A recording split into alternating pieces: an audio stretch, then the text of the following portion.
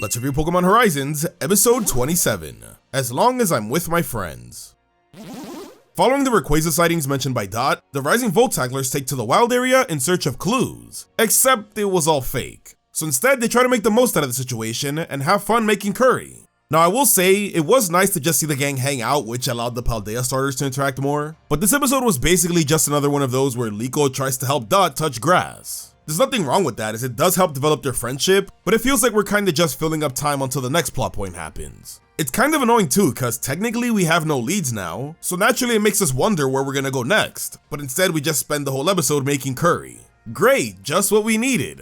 The episode does end with Diana revealing that she knows someone who owns an antique shop who could potentially know something about the ancient Pokeball, so at least we have some direction for the next episode, but this just makes this episode feel even more pointless. Like, if we skipped this episode and had Diana mention this in the previous one, nothing would really change other than Liko and Dot boosting their friendship side a little bit. Even the part with the explorers doesn't seem that important, as all it really revealed is that they were the ones who made the fake Rayquaza sightings. Aside from being a Dot-focused episode, this also just felt like an excuse to show off some of the things the wild area has to offer, like the Onix that first appears when you enter, the Greedent that steals berries, and even the hiker guy that gives you ingredients.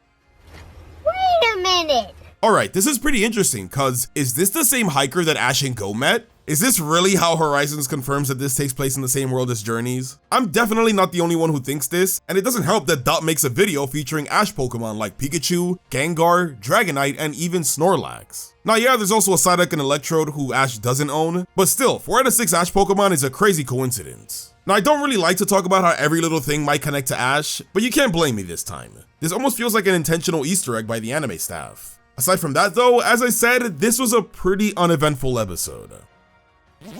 So this episode's rating is a 4 out of 10.